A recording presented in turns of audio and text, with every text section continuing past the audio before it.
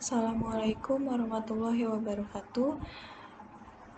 Saya Nisa Purata ini dari Pendidikan Kimia akan memberikan pendapat mengenai scalable praktikum, di mana ada beberapa pertanyaan yang saya juga sebutkan.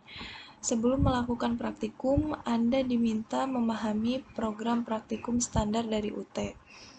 Apakah Anda pernah melaksanakan praktikum yang sama atau mirip dengan praktikum standar dari UT?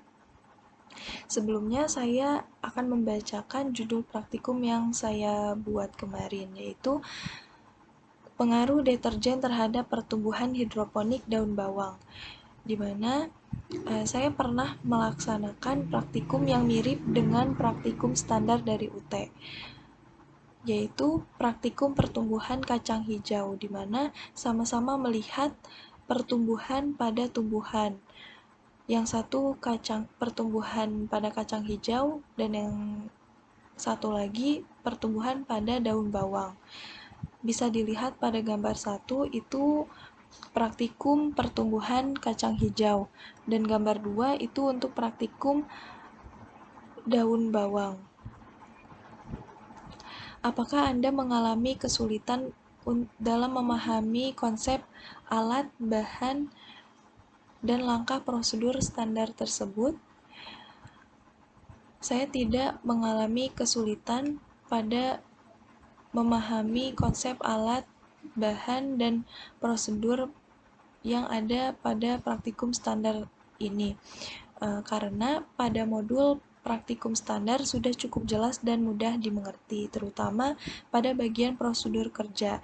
Itu dijelaskan secara rinci pada pembuatan larutan yang akan digunakan pada praktikum. Setelah mempelajari dan memahami praktikum standar, Anda diminta mengerjakan pretest atau menerima beberapa pertanyaan dari dosen Anda. Apakah tes atau pertanyaan dosen tersebut membantu Anda terkait hal-hal berikut? Konsep dan prinsip pelaksanaan praktikum standar, di mana praktikum standar ini yaitu praktikum yang menggunakan alat dan bahan sesuai dengan standar nasional atau internasional, dan bahan yang digunakan juga bahan acuan yang tersertifikasi. Sedangkan konsep dan prinsip pelaksanaan scalable praktikum ini yaitu pada scalable praktikum menggunakan alat yang mudah ditemukan atau yang umum yang mudah ditemukan di sekitar masyarakat, tetapi belum sesuai dengan standar nasional atau internasional. Kesiapan Anda dalam melanjutkan praktikum scalable praktikum. Setelah memahami konsep, alat, bahan, dan prosedur kerja dari scalable praktikum, maka siap untuk melanjutkan praktikum. Sebelum melaksanakan praktikum SP atau scalable praktikum, Anda diminta melakukan kalibrasi alat dan bahan. Sebelumnya, melakukan kalibrasi alat dan bahan itu sangat penting. Jadi, apa sih tujuan dari kalibrasi alat dan bahan menurut Anda? Menurut saya, kalibrasi alat itu tujuannya yang pertama, memastikan hasil pengukuran yang dilakukan sudah akurat. Kemudian, menghindari cacat produk.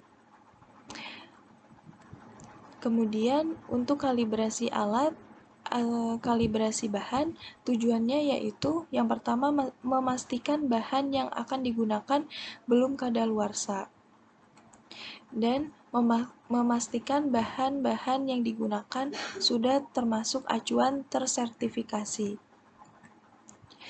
Mengapa dosen meminta Anda melakukan kalibrasi? Karena agar tidak terjadi cacat produk, di mana yang sudah saya sebutkan sebelumnya, di mana hasil praktikum yang akan diperoleh agar sesuai dengan yang diharapkan.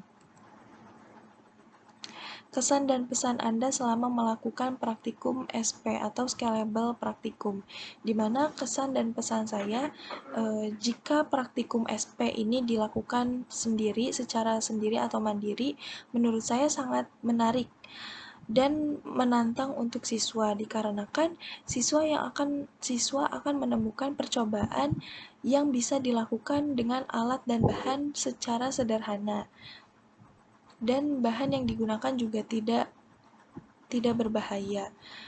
Kemudian, jika scalable praktikum ini dilakukan secara kelompok juga sangat menarik dan sangat bagus, dikarenakan siswa dapat bertukar pikiran dan akan membangun kerjasama serta diskusi.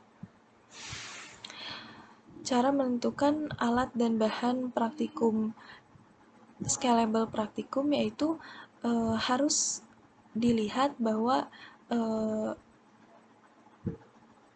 alat dan bahan itu termasuk alat yang digunakan akurat atau tidak, dikarenakan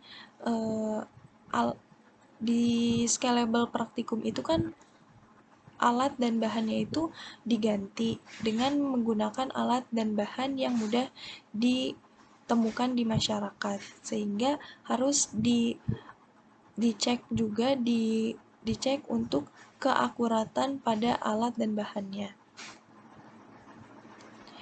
Jika diberi pilihan melakukan praktikum di laboratorium dengan prosedur yang sudah ada atau praktikum scalable praktikum, saya akan memilih praktikum SP atau scalable praktikum, karena praktikum SP atau scalable praktikum ini lebih menarik, di mana alat dan bahan dan prosedur bisa diganti dengan menggunakan alat dan bahan yang lebih umum. Selain itu juga, praktikum bisa dilaksanakan dan secara tidak mengeluarkan biaya yang mahal, bisa menghemat karena menggunakan alat dan bahan yang sederhana. Kemudian, apakah praktikum SP atau scalable baik untuk dilaksanakan oleh mahasiswa calon pendidik? Yaitu sangat baik, dikarenakan bagi mahasiswa calon pendidik akan melatih calon pendidik itu untuk melakukan dan berpikir untuk melakukan praktikum yang sederhana, sehingga pembelajaran akan semakin menarik dan tidak membosankan. Sekian dari saya, terima kasih. Wassalamualaikum warahmatullahi wabarakatuh.